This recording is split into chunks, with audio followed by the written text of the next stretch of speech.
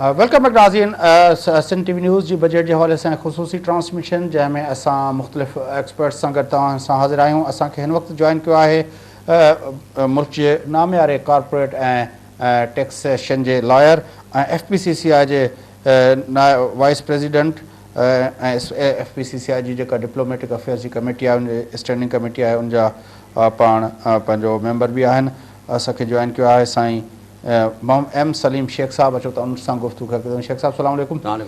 शेख साहब, taxation तव्हांजो subject आहे ऐं पंहिंजो कल जेको इकोनॉमिक सर्वे पेश थियो जंहिंमें चयो वियो त भई अॼु जे अख़बारुनि हेडलाइंस ॾिनियूं त भई सभु टारगेट मेजर टारगेट्स हुकूमत मिस कया आहिनि। GDP ग्रोथ रेट खां वठी जेको आहे पंहिंजो टैक्स रेवेन्यू जो जेको आहे उहो रिवाइज़ जेको टारगेट रखियो उहो बि न हासिल करे सघिया। व्हाट डू थिंक के बेसिकली बिजनेसमैन फ्रेंडली बजट चई सघिजे थो इन वे दैट त हिननि जेके टैक्सिस जेके आहिनि उहो कुझु रेट्स वधाया आहिनि। जीअं सेल टैक्स असांजो मेन सब्जेक्ट आहे, उन ते 3 हिसनि में हिननि टैक्स वधायो आहे, 2%, 3%, 4%। मतिलबु ईअं आहे त जेको माण्हू मैन्युफैक्चरर आहे या रिटेलर आहे या होलसेलर आहे उनखे 2%, 3%, 5% जे रेट सां 17% जेको नॉर्मल रेट आहे सेल टैक्स जो उन में ही एडिशन थींदी। ऐं इन खां अलावा जेके बिज़नेस फ्रेंडली कीअं थियो? बिज़नेस फ्रेंडली न आहे, मां चयो त बिज़नेसमैन खे फ़ाइदो ॾिनो अथनि, पर एग्ज़म्पशन्स जेके आहिनि मेन जेके आहिनि उहे ख़तमु कया विया आहिनि। 90% एग्ज़म्पशन ख़तमु थी आहे। कंस्ट्रक्शन पंहिंजो खे ॾिनो एग्ज़म्पशन ॾिनो? हा, कंस्ट्रक्शन वारनि खे एग्ज़म्पशन ॾिनो आहे, पर मेन जेको टेक्सटाइल सेक्टर आहे या असांजो गारमेंट सेक्टर आहे या होलसेलर्स आहिनि या रिटेलर्स आहिनि, जेके नंढा दुकानदार आहिनि या शॉपकीपर्स आहिनि या मार्केटूं आहिनि, उन्हनि खे को ख़ासि रिलीफ टैक्स में न मिलियो आहे। अनलेस एंड अनटिल असां साम्हूं बजट ईंदो साम्हूं टैक्स नेट में आहिनि ई कोन रिटेलर ऐं हो ॾिसो तव्हां हिकिड़ी ॻाल्हि आहे, पाण वटि पाकिस्तान जे अंदरि tax to GDP ratio double digit में बि कोन्हे को न आहे। ठीकु आहे न, 8 खां 9% छिके ॾेई तव्हांजो टैक्स टू GDP रेशियो बिल्कुलु आहे। जेकॾहिं तव्हां इन टैक्स टू GDP रेशियो में त टैक्स में नेट में आहिनि ई कोन माण्हू, ऐं उनमें बि वॾो हिसो जेको आहे उहो त सैलरीड क्लास जो आहे। साईं, उहो तव्हां फाइनेंस मिनिस्टर साहिब जी तक़रीर ॿुधी हूंदी त हुन टैक्स रिफॉर्मेशन कमीशन हिकिड़ो ठाहियो आहे जंहिंमें इहे सभु शयूं जेके आहिनि BTB बि आहे, जंहिंमें जेके ब्रॉडनिंग ऑफ टैक्स बेस चइबो आहे उनखे उनखे टारगेट कयो आहे हुननि त असांखे तक़रीबन 1 करोड़ माण्हू जेके आहिनि असांखे ऐड करणा नवां टैक्स पेयर्स। ऐं हुननि छा कयो आहे त शनाख़्ती कार्ड जेको आहे हाणे तव्हांजो टैक्स नंबर 1 जुलाई खां जेको आहे थी वेंदो, हुन में को माण्हू जेको आहे उहो टैक्स नेट मां न बची सघंदो। अलावा जी सैलरीड माण्हू जी सैलरी जंहिंजी पघार जेका आहे उहो 4 लख जी एग्ज़म्पशन आहे, उहा 4 लख जी एग्ज़म्पशन उन्हनि साॻी रखी आहे। टैक्स रेट में जेको आहे फ़ाइदो ॾिनो अथनि, ख़ासि तौर ते सैलरी वारनि खे कुझु पघारनि में पघारूं वधायूं अथनि ऐं सैलरी जे टैक्स में बि उन्हनि खे फ़ाइदो ॾिनो अथनि। ऐं ओवरऑल तव्हां अगरि ॾिसो त एतिरो मतिलबु टैक्स में रिलीफ जेको आहे न मिलियो आहे माण्हुनि खे जेके एक्सपेक्टेशन हुई। प्लस रिफंड आहे माण्हुनि जे सेल टैक्स जा रिफंड आहिनि माण्हुनि जा अरबे रुपए जा पिया आहिनि एक्सपोर्टर्स जा, जेके पाकिस्तान में रेवेन्यू आणनि था, रेवेन्यू जनरेट कनि था। ऐं कॉस्ट ऑफ डूइंग बिज़नेस जेको आहे उहो बि जेको आहे हिननि न घटायो आहे। कॉस्ट ऑफ डूइंग बिज़नेस हाणे वधी वेंदो, छाजे करे जॾहिं तव्हां इलेक्ट्रिसिटी जा रेट्स ऐं गैस जा रेट्स ऐं जनरल जेके यूटिलिटीज़ आहिनि तव्हांजूं इंडस्ट्रियल में उहो इस्तेमालु थियूं थियनि, उहो नथी जेसिताईं न घटि बियूं तव्हांजी कॉस्ट ऑफ डूइंग बिज़नेस घटि कोन थी सघंदी। उन में प्रॉफिट जेको आहे बिज़नेसमैन खे घटि थी वेंदो ऐं टैक्स लाइबिलिटी जेका आहे हुनजी वधी वेंदी। हाणे एक्सपोर्ट जी तव्हां ॻाल्हि कई त एक्सपोर्टर्स जा हिकिड़ो तव्हां इहो चयो त पंहिंजो जेको आहे रिफंड पिया आहिनि छा, पर वॾी ॻाल्हि इहा आहे त टैक्स एक्सपोर्ट पाकिस्तान जा घटिया आहिनि हिन साल जो कल इकोनॉमिक सर्वे में? न, एक्सपोर्ट घटी आहे हिन साल काफ़ी। हुनजी वजूहात इहा आहे त असांजे जेके फॉरेन बायर्स आहिनि उहो मुल्क में हालातनि जे करे दहशतगर्दी जे करे जेको आहे उहो असांजे एक्सपोर्ट जा ऑर्डर्स घटि था ॾियनि। नंबर 1। नंबर 2 कस्टम ड्यूटी जेका आहे उहा वधाइजी वई। नंबर 3 आहे त सेल टैक्स जो जेको माण्हुनि जो अरबे रुपए जा रिफंड पिया आहिनि 2.5 सालनि खां। हाणे प्रॉमिस कयो आहे फाइनेंस मिनिस्टर 31 अगस्त ताईं असां सभु जेको आहे सभु रिफंड माण्हुनि जा कढी वठंदासीं। पर ॾिसूं था असां I don't think the possibility आहे जो एतिरो, छाजे करे त हुननि जो रेवेन्यू वरी शॉर्टफॉल थी वेंदो।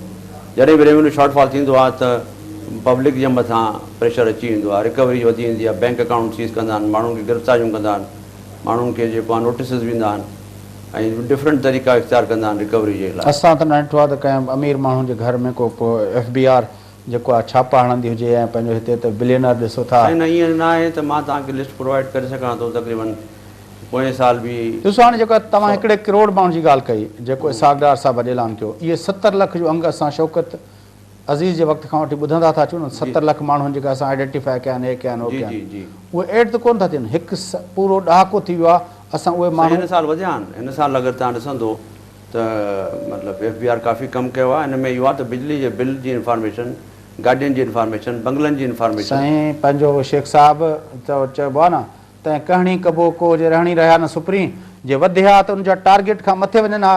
टारगेट 2800 अरब खां रिवाइज़ करे 2600 अरब, 2600 अरब खां बि अॼु ॿुधायूं त 10 महीननि में असां 2200 अरब रुपया। हाणे मूंखे ॿुधायो त इहो पोइ कहिड़ा नेट में इहो वधा किथां वधिया माण्हू? साईं हुन में इहो आहे त माण्हू जॾहिं पहिरीं त ऑडिट कंदा हुआ, ऑडिट जे लाइ बि काफ़ी घटिजी वियो कमु, ऐं बोर्ड मां इंस्ट्रक्शन अची विया त सिलेक्शन थींदी केस या हर माण्हू जो ऑडिट कोन थींदो। उनजे करे बि रेवेन्यू जेको आहे शॉर्टफॉल थियो आहे।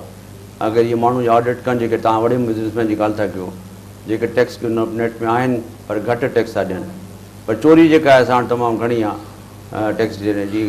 उनजी वजूहात इहो आहे त डिस्क्रिमिनेशन जेको आहे उहो तव्हां जहिड़ा कारपोरेट लायर माण्हुनि खे ॿुधाईंदा हूंदा न त भाई हीउ कयो त तव्हांजो टैक्स घटि हूंदो। गाइड कयूं था तव्हां त भई टैक्स कीअं मतिलबु तव्हांखे सही सिधे माण्हू बचाइजे ऐं मतिलबु तरीक़े सां लीगल तव्हां जहिड़ा टैक्स लायर ॿुधाईंदा लीगल तरीक़े सां जेको आहे उहो ॿुधाइबो आहे।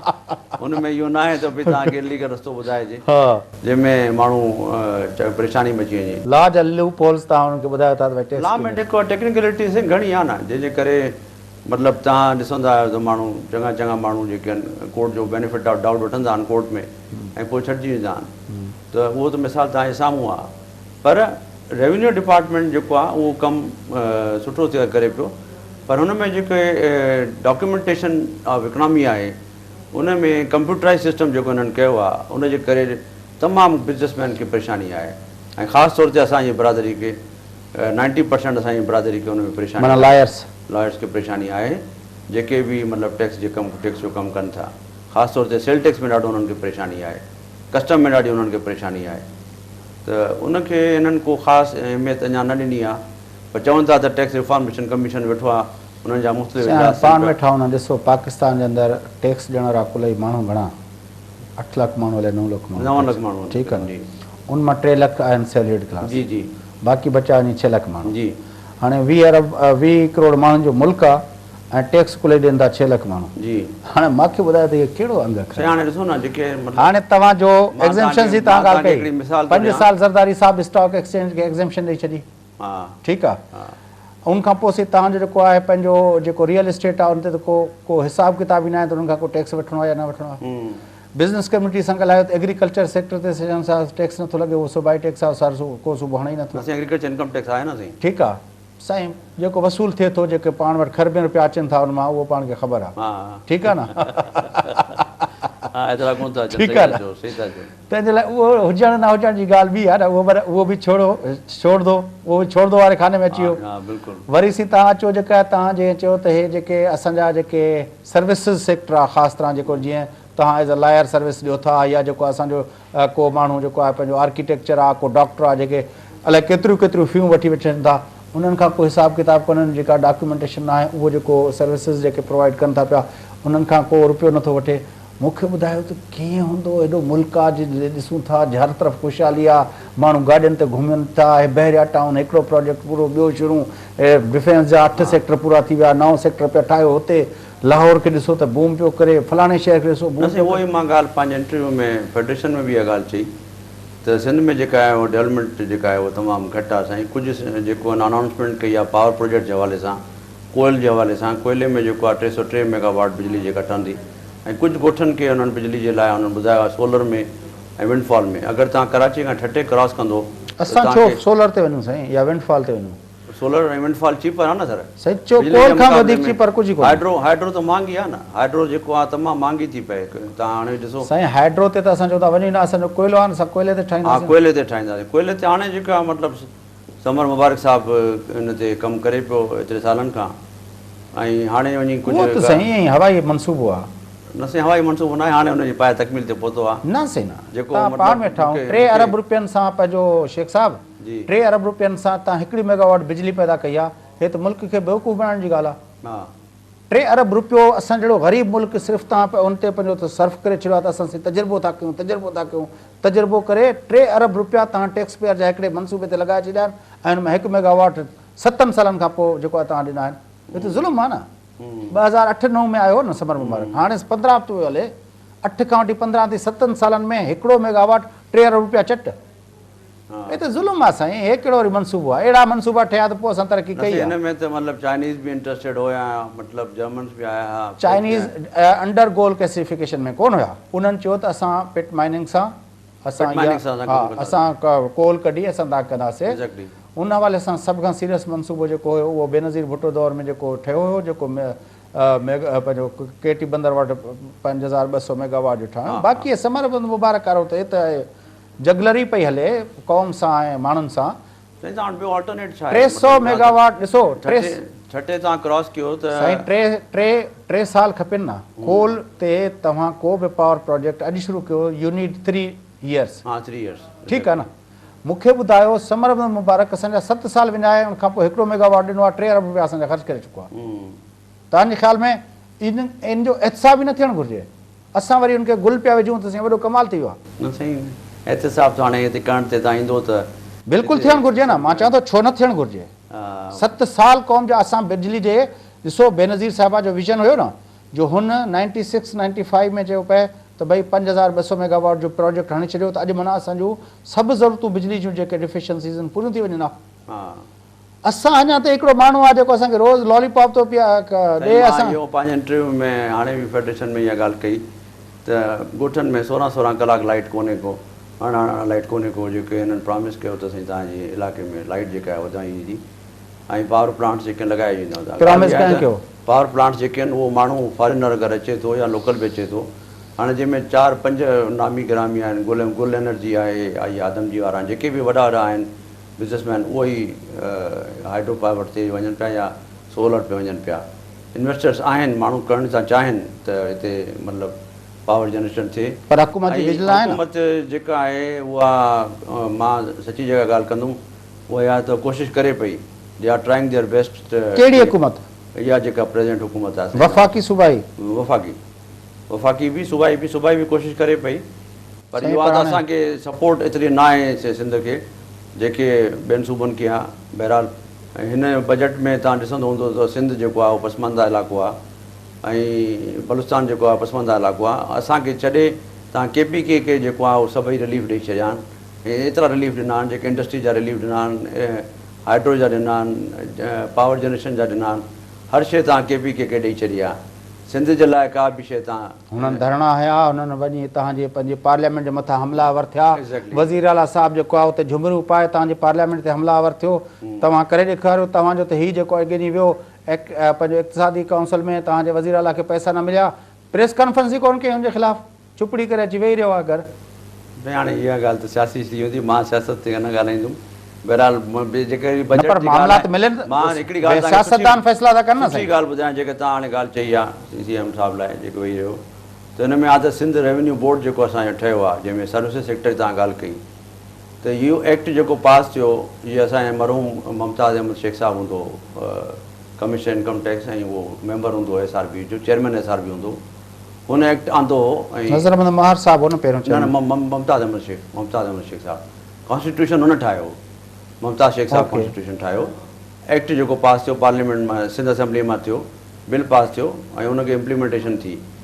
हाणे तव्हां ॾिसंदो त फेडरल बोर्ड ऑफ रेवेन्यू खां असांखे वधीक रेवेन्यू जेको आहे सिंध रेवेन्यू बोर्ड मां मिले पियो, in the shape of withholding taxes, in the shape of sale tax also.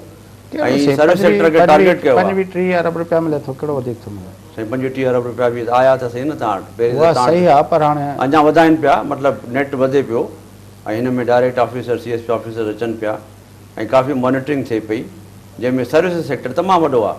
अगरि तव्हां ॾिसिजे इहो ई त मां चवां थो त वॾो आहे न, ओतिरी त असां वटि देरि कोन सेक्टर असांजो फेडरल FBR मां असां हिकिड़े लिहाज़ सां खसे वियो आहे कि सिंध खे मतिलबु मिलियो आहे। मतिलबु हेॾा सारा सेल फोन इस्तेमालु थियनि था, हेॾा सारा हो थियनि था, इहो सॼो सेल्स टैक्स जो सर्विसिस जो आहे न, साईं उहो विदहोल्डिंग में अची थो वञे न। हाणे तव्हांखे जेके ॻाल्हि चई त साईं मौसलात किथां टैक्सिस किथां रेवेन्यू किथां थो अचे इहो सॼो विदआउटिंग टैक्सिस में थो अचे चाहे मोबाइल ते तव्हांजो बिल कटिजे थो बिजली जो बिल कटिजे थो एट द सोर्स जेको कटिजी वञे बैंकिंग ते त बैंक जे तव्हांजे प्रॉफिट ते कटिजे थो डिफेंस सर्टिफिकेट ते कटिजे थो गाॾी तव्हां वठो था हुन ते कटिजे थो त इहो माण्हुनि खे ख़बर ई न आहे त असां सपोज़ तव्हांजी पघार ₹1,00,000 आहे तव्हांजे मथां 10,000 रुपया टैक्स अचे थो साल जो ऐं हिन में तव्हां चलो साईं हाणे मां तव्हांजा फाइनल कमेंट वठणु चाहिंदुमि कीअं था ॾिसो मजमूई तरह ते हीउ बजट कीअं आहे सही इहो बजट हाणे पीपल फ्रेंडली आहे अवाम दोस्त बजट आहे या तव्हांजे ख़्याल में अवाम खे रिलीफ न मिलियो आहे के बजट हूंदा आहिनि एग्रीकल्चर फ्रेंडली के हूंदा आहिनि पंहिंजो ट्रेड फ्रेंडली के हूंदा आहिनि इंडस्ट्रियल फ्रेंडली तव्हां हिन खे एवरेज बजट मां चवंदुमि एवरेज बजट माना जेको आहे ब्यूरोक्रेटिक बजट आहे जेको रूटीन में अंग अखर फेरे उहो ॾींदा हा उहो मतिलबु एवरेज बजट आहे it is not Awam friendly Awam friendly हुजे हा न त मोबाइल ते टैक्स न लॻे हा सम्झो मोबाइल हिकिड़ो ग़रीब माण्हू बि यूज़ कंदो आहे हिकिड़ी तव्हांजे घर में जेके नौकर आहिनि चाकर आहिनि उहो असां जाम नौकर 12-12 कलाक पंहिंजे ॻोठ में वेही ॻाल्हाईंदा आहिनि को पठान जेको आहे उहो एबटाबाद पियो ॻाल्हाए को नौशहरो पियो ॻाल्हाए 12-12 कलाक मोबाइल ते उहो रेट हाणे अथनि त थोरो कमु कनि घणो ॻाल्हाइनि न फ़ोनुनि ते वेही पैकेजिस वठी ॻाल्हाइनि था थोरो कमु बि कनि पर टैक्सिस ई वधाए छॾियूं न सही आहे हाणे ग़रीब माण्हू मोबाइल जेको यूज़ कंदो उहो सिगरेट त ठीकु आहे सम्झ में अचे थी सिगरेट नोशी जेका आहे हेल्थ लाइ ख़राबु आहे सम्झ में अचे थी ॻाल्हियूं साईं तव्हांजी वॾी महिरबानी शेख साहिबु तव्हां असांखे जॉइन कयो नाज़रीन FPCCI जा वाइस प्रेसिडेंट ऐं पंहिंजो मुल्क जा मारूफ़ corporate and taxation lawyer Saleem Shaikh Sahib सां गॾु आहे गुफ़्तगू तव्हां ॿुधी बजट जे हवाले सां सिलसिलो जारी आहे वठूं था नंढड़ो वक़्फ़ो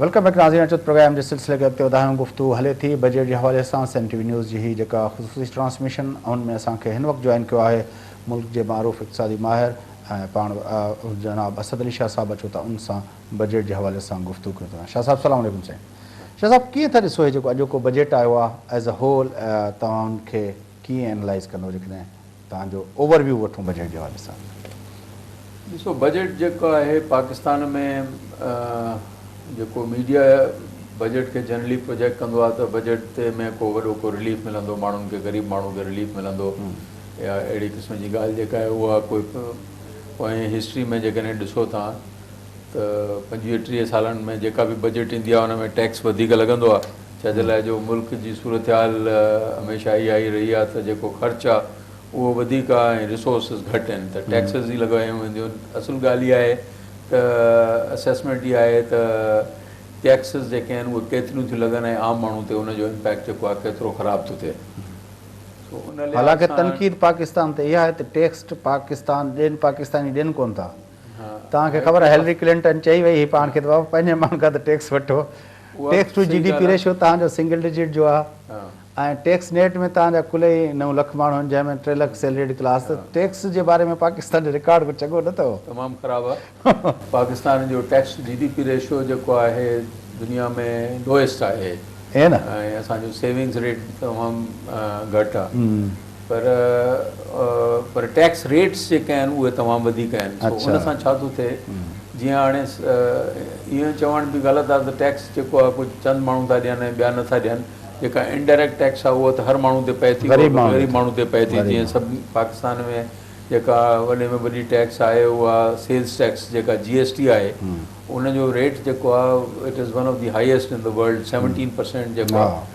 सो जेकॾहिं हिकु तरफ़ असां चऊं था त पाकिस्तान में इन्वेस्टमेंट थिए ग्रोथ ज़ालमाना टैक्स आहे मां अॼु पंहिंजो हुन ते कमेंट पिया कयो त हिकिड़ो माण्हू जेको पंहिंजो जेको अज़ीज़ मरी वञे हुन वटि पैसा न हुजनि कर्ज़ु खणी उनजो कफ़न वठे त बि उनखां 17% असां वठूं था एक्ज़ैक्टली त ज़ुल्म आहे करे टैक्स रेट्स जेके आहिनि उहे वधीक आहिनि ऐं उन खां अलावा हिन में बि हिकिड़ो जेको टैक्स GDP जो इशू आहे त इलाही माण्हू टैक्स रिटर्न्स फाइल नथा कनि पाकिस्तान में जीअं तव्हां चयो त 9 लख छड़ो माण्हू कनि था उनजे लाइ हिकिड़ो जेको ऑल्दो उहो सोल्यूशन त न आहे ऐं जेका टैक्स बेस एक्सपैंड करण जे लाइ जेके रिफॉर्म्स हुजणु खपनि ऐं जेका विल हुजणु खपे गवर्नमेंट में उहा त न आहे पर हिकिड़ो इनोवेटिव कमु जेको पोएं साल जी बजट में हिन गवर्नमेंट कयो त उहो इहो आहे त विथ होल्डिंग टैक्सिस जेके आहिनि उहे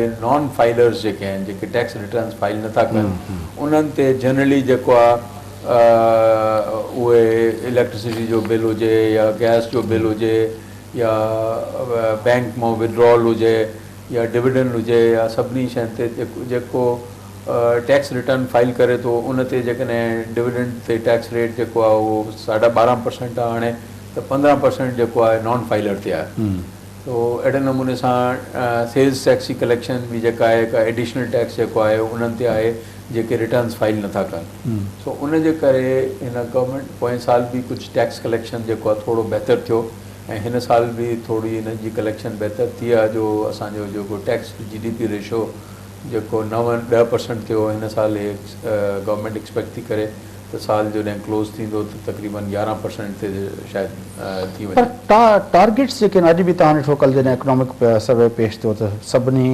अख़बारुनि जूं ऐं पंहिंजो टीवियुनि जूं हेडलाइन इहा हुई त मेजर टारगेट्स जेके आहिनि उहे मिस थिया आहिनि हा ॾिसो टारगेट्स जेके आहिनि टारगेट हुयो हिन साल जो 5.1% ग्रोथ रेट ऐं गवर्नमेंट अचीव कयो 4.24% almost 1% compare to last years 4% so तक़रीबन साॻियो ई ग्रोथ रेट आहे जेको पोएं साल में हुयो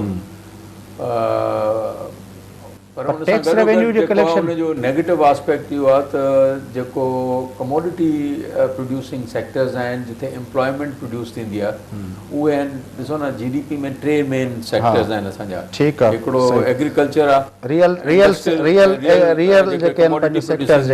हा उहो जेको आहे एग्रीकल्चर इंडस्ट्री आहे जंहिंमें मैन्युफैक्चरिंग थो अचे ऐं टियों सर्विसेज सेक्टर आहे त छा थियो आहे जो पाकिस्तान में हाणे तक़रीबन कंट्रीब्यूशन जेको आहे जेको कमोडिटी प्रोड्यूसिंग जेको सेक्टर्स आहे उनजो वञे थो घटिजंदो यानी इंडस्ट्री ऐं एग्रीकल्चर मिलाए करे जेको आहे 42% ऐं 58% खां वधीक जेको आहे सर्विसिस सेक्टर आहे ऐं इहे ॿ सेक्टर्स जेके आहिनि जेके रियल जंहिंमें एम्प्लॉयमेंट क्रिएट थी थिए ऐं माण्हुनि खे फ़ाइदो थो थिए वधीक उनजी ग्रोथ रेट पोएं साल खां घटि आहे तो एग्रीकल्चर में जेको आहे 3% 3.something% जी पोएं साल हुयो ग्रोथ टारगेट त अञा वधीक हुयो उहो 2.5% थियो आहे अहिड़े नमूने सां इंडस्ट्री बि जेको आहे लास्ट ईयर 6% हुयो त हिन साल जेको आहे 3%। ॿियो जेका तव्हां ॻाल्हि कई टैक्स जे हवाले सां तव्हांजो त टैक्स में कुझु कलेक्शन में कुझु माण्हू इंक्लूड थिया आहिनि जेको लास्ट ईयर हुकूमत जेके मेजर्स वरिता आहिनि पर टैक्स जा टारगेट बि जेको आहे 2800 अरब रखियऊं वरी उनखे रिवाइज़ करे 2600 अरब ते खणी आया त हाणे जेको कल्ह साहब डार साहब ॿुधायो त 2200 ताईं पहुता 10 महीननि में ठीकु आहे एक्सपेक्टिंग त 24-2500 थी वेंदा न त 2500 जेकॾहिं थियनि था त उहो बि तक़रीबन 12-13% जेको आहे पोएं साल खां वधीक हूंदो जॾहिं त इन्फ्लेशन जेको आहे उहो घटि थी वियो आहे उहो 3-4% ते आहे त उन लिहाज़ सां 13-14% जेका ग्रोथ आहे उहा एॾी बुरी न आहे उन हिसाब सां जेको आहे सो टैक्स कलेक्शन जेको आहे थोरी इम्प्रूव थी आहे अञा थियण में तमामु घणी इम्प्रूवमेंट थियणु खपे जेकॾहिं पाकिस्तान जा ख़र्चा पूरा करणा आहिनि ऐं ग़रीब माण्हू खे रिलीफ ॾियणो आहे ऐं इन्वेस्टमेंट करणी आहे ऐं ग्रोथ रेट वधाइणो आहे त असांखे टैक्स GDP रेशो जेको आहे जेके ॿिया कंपेरेबल मुल्क आहिनि उन्हनि में जेको आहे जेके इमर्जिंग मार्केट्स आहिनि 20% 18% हूंदो आहे टैक्स GDP रेशो ॿी जेका अहम ॻाल्हि आहे 10% 11% जेको आहे इट इज़ इनसफिशिएंट कल्ह जेको पंहिंजो इकोनॉमिक सर्वे में पेश थियो अॼु जेको कुझु हुनजा मां चाहींदुमि तव्हां जेके हुन ते कमेंट कयो त बजट जे अंदरि तव्हां कुझु पाकिस्तान जा एक्सपोर्ट्स घटिया आहिनि मतलब अगे इहो हूंदो त टैक्स करंट अकाउंट डेफिसिट कुझु पॉजिटिव्स आहिनि पोयनि 2 सालनि जी जेकॾहिं तव्हां ॾिसो कॉर्पोरेट हिननि जी त जेको फाइनेंस मिनिस्टर बि चयो त पाकिस्तान जा फॉरेन एक्सचेंज रिज़र्व जेको आहे $7 बिलियन ताईं थी विया उहो $17 बिलियन ते हलिया विया आहिनि थोरी स्टेबिलिटी जेको आहे उहो बहितर थी आहे मतिलबु जेको डिफॉल्ट वग़ैरह जो ख़र्चो हुयो उन खां बहितर उन लिहाज़ सां बहितर थियो आहे जेको ग्रोथ रेट जेको आहे उन खां पहिरियों 5 सालनि में 3% उहो 4% ते अची वियो आहे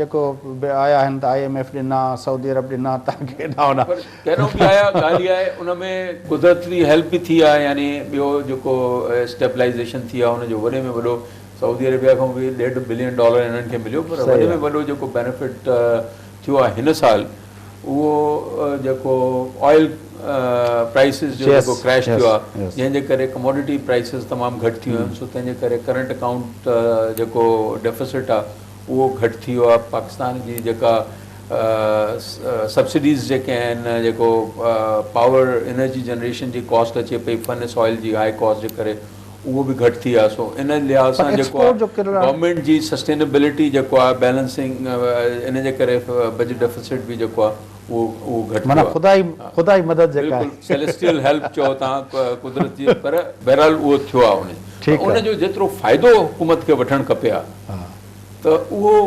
अनफॉर्चुनेटली मुंहिंजे ख़्याल में जेके विज़न हुजणु खपे उहा न थी आहे। मसलन मां सम्झां थो त जेकॾहिं सही पॉलिसी हुजनि, डिसीजन मेकिंग हुजे हा, त असांजी जेको ग्रोथ रेट हिन साल जो जेको 5.1% आहे उनखे एक्सीड करणु खपे आहे। असां 4.24% गवर्नमेंट चए थी, शायदि उन खां बि घटि हुजे जेके जॾहिं एक्चुअल। ऐं आईंदा जो हिन सूरत हाल में जेको आहे, जेको अॻे साल बि जेको टारगेट रखियो आहे गवर्नमेंट, उहो जेके स्टेप्स खयां थो उहो त उन में बि चैलेंजिंग थो लॻे 5.5%। पर मुंहिंजे ख़्याल में पाकिस्तान जो जेको पोटेंशियल आहे ग्रोथ रेट, जेकॾहिं तव्हांखे पॉवर्टी रिड्यूस करणी आहे, ग़रीब माण्हू खे जेको रिलीफ बि ॾियणो आहे, त असां ऐं एम्प्लॉयमेंट क्रिएट करणी आहे, त असांखे 7% ग्रोथ जो टारगेट करणो। सॼी दुनिया चए थी छा आहे, ॾिसो न, ॻाल्हि इहा आहे त हिन महिल बि पाकिस्तान जो ग्रोथ रेट हिन रीजन में लोएस्ट आहे। असांजो जेको आहे अफ़गानिस्तान खां पंहिंजो थोरो अफ़गानिस्तान जेको आहे, जॾहिं अमेरिकन एड हुई त 15% ग्रोथ बि हुई। सो उहो वाइप आउट थी वई आहे उते, हाणे कोन्हे त ज़ाहिर आहे ग्रोथ हाणे केतिरो आहे उते मेजरमेंट जी बि ख़बर न आहे। पर ॻाल्हि इहा आहे जेके कंपेरेबल कंट्रीज़ आहिनि, India is growing at 7% rate, Bangladesh जेको आहे 6% आहे, उन जे मुक़ाबले में जेको आहे असां 4% जेको आहे, सो इहो ज़ाहिर आहे तमामु घटि ग्रोथ आहे। हाणे जॾहिं त इन्फ्लेशन रेट जेको आहे उहो 3-4% ते अची वियो आहे, त गवर्नमेंट खे खपे आहे, गवर्नमेंट छा कयो आहे, जो IMF प्रोग्राम जे करे फिस्कल डेफिसिट जेको खसारो आहे उहो आर्टिफिशियली 4.3% तमामु घटि करण जे चकर में आहे। गवर्नमेंट खे खपे आहे त इहो फिस्कल डेफिसिट भली 6% ते थी वञे। उन में मतिलबु तव्हां 400-500 अरब रुपए जी वधीक इकॉनमी में तव्हां इन्वेस्टमेंट करे सघो आहे, माण्हुनि खे रिलीफ बि ॾेई सघो आहे, ऐं इन्वेस्टमेंट बि तव्हांजी इन्वेस्टमेंट टू GDP जो रेशो बि बहितर थिए आहे। हिन महिल जेको आहे कुझु फैक्टर्स जेके आहिनि, जेके इकॉनमी जे लाइ सुठा लॻनि पिया, जेका चाइनीज़ इन्वेस्टमेंट थी अचे, China economic Pakistan economic corridor जी ॻाल्हि थी थिए, $46 बिलियन जेको चाइना मां जेकॾहिं इन्वेस्टमेंट अचणी आहे, उनखे एक्चुअली अट्रैक्ट करण जे लाइ पाकिस्तान खे पाण बि इन्वेस्टमेंट करणी पवंदी, ऐं इंफ्रास्ट्रक्चर खे डेवलप करण जे लाइ एक्सपीडाइट करिणो पवंदो। ऐं उन जे लाइ जेको आहे गवर्नमेंट खे खपे आहे त इन्वेस्टमेंट जेको आहे पब्लिक सेक्टर प्रोग्राम्स में सभिनी सूबनि में ऐं सोशल सेक्टर्स में बि पंहिंजी इन्वेस्टमेंट वधाए आहे, ऐं उहो करे सघे पई, छाजे लाइ जो सब्सिडी तव्हांजी जेको कॉस्ट आहिनि उहे घटि थी वियूं आहिनि। सभिनी खां वॾे में वॾो एक्सपोर्ट खे ऐं पंहिंजो इंडस्ट्री खे वधाइण लाइ तव्हांखे ख़्याल में जेको अलार्मिंग सिचुएशन एक्सपोर्ट घटिया आहिनि, तव्हांजे ख़्याल में हिन बजट में कुझु मयर्स तव्हांखे नज़र आया? ॿी आहे जेका तमामु वॾो रिस्क फैक्टर आहे या जेको एडवर्स फैक्टर आहे, त बावजूदि जेको हिकिड़ी तरफ़ असां चऊं था थोरो स्टेबलाइज़ेशन थी आहे, पर इहो तमामु रेयर आहे पाकिस्तान जो वर्स्ट सिचुएशन्स में बि कुझु न कुझु एक्सपोर्ट वधंदी रही आहे। हिन साल एक्सपोर्ट जेको आहे घटि थी आहे, बावजूदि हिन जे जो पाकिस्तान खे यूरोपियन यूनियन जेको आहे GSP+ जेको आहे, त 2.5-3 बिलियन जी त एक्सपोर्ट यूरोपियन यूनियन खे वधी आहे। सो उहो गेन बि वाइप आउट थियो, तंहिंजो मतिलबु त ओवरऑल जेको आहे काफ़ी सब्सटेंशियल एक्सपोर्ट जेको आहे घटि थी आहे, जेका अलार्मिंग सिचुएशन आहे। सो तंहिं करे हाणे इहो ॾिसो टेक्सटाइल पैकेज, टेक्सटाइल जो मेन एक्सपोर्ट जेको आहे टेक्सटाइल आहे, उहो गवर्नमेंट हिकिड़ो टेक्सटाइल पैकेज ॾिनो आहे, उन में रीफाइनेंस लोन्स आहिनि ऐं ड्यूटी ड्रॉबैक्स आहिनि, कुझु शयूं आहिनि, उनखे ॾिसणो पवंदो, एनालाइज़ करिणो पवंदो त केतिरो हुनजो बेनिफिट थींदो। पर मक़सदु चवण जो इहो आहे त पोयनि 2 सालनि में जेके मेन कमोडिटी प्रोड्यूसिंग सेक्टर्स आहिनि, जंहिंखे हिन एडवांटेज जो फ़ाइदो गवर्नमेंट वठी सघे पई, एग्रीकल्चर ग्रोथ ऐं इंडस्ट्रियल ग्रोथ जेके एम्प्लॉयमेंट क्रिएट कंदा आहिनि, उनजो ग्रोथ रेट जेको आहे वधीक टारगेट करणु खपे आहे, त उन सां एक्सपोर्ट बि वधंदी। हाणे मूंखे जेको वॾो रिस्क लॻे थो अॻिते जेको आहे, त हाणे ॾिसो न हिन साल, अच्छा ॿी जेको नेगेटिव ॻाल्हि थी आहे त असांजो इन्वेस्टमेंट जेको आहे हिन साल फॉरेन डायरेक्ट इन्वेस्टमेंट जेको आहे उहो पोएं साल खां बि घटि थी वियो आहे। उन जे लाइ चवनि था न हाणे चाइना वारो असां करे छॾियो आहे, माना इहे गुनाह माफ़ उन ते कयो। अचां थो त चाइना वारे उन ते, पर ॻाल्हि इहा आहे त पहिरियों दफ़ो आहे हाणे पाकिस्तान में हूअं छा आहे जो फॉरेन डायरेक्ट इन्वेस्टमेंट वधीक ईंदी हुई ऐं असां जेको इन्वेस्टमेंट ते रिटर्न ॾींदा हुआसीं in the form of dividend ऐं इंट्रस्ट वग़ैरह जेको आहे उहो उन खां घटि वेंदो जेको इन्वेस्टमेंट ते जेको आहे। सो हिन साल पहिरियों दफ़ो $1 बिलियन जो जेको आहे रेमिटेंस आउट आहे असांजो, ऐं जेका इन्वेस्टमेंट आई आहे उहो $800 मिलियन आहे। सो इहो नेगेटिव थी वियो आहे।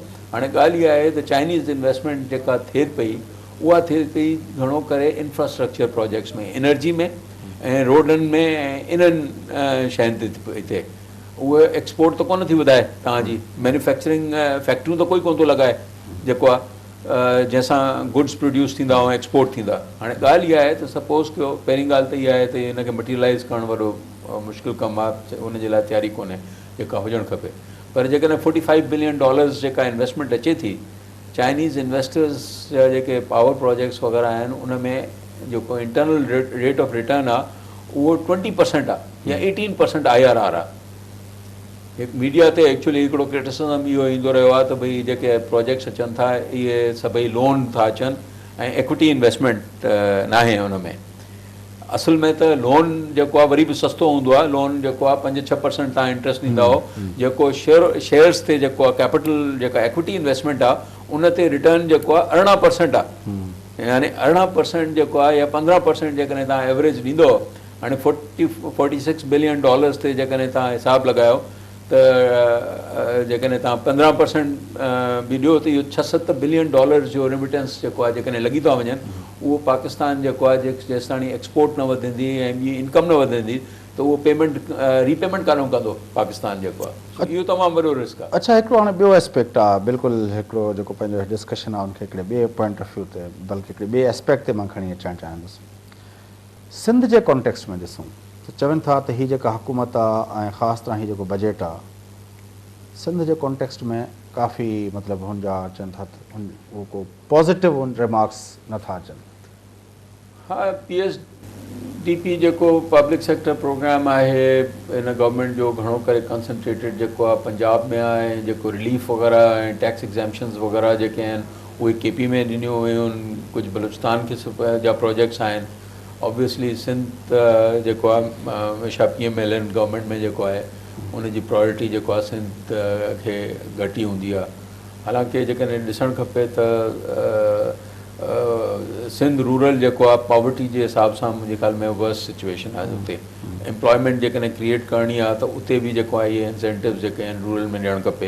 अहिड़े नमूने सां जेको असां ॻाल्हि कयूं था त उते 100 बिलियन जेको IDPs खे तव्हां रिसेटल ठीकु आहे तव्हां ॾियो था उते, ऐं KP में जेको लॉ एंड ऑर्डर जो ऐं टेररिज़म जो इशू आहे ओतिरो ई इशू जेको आहे उहो कराची में बि आहे।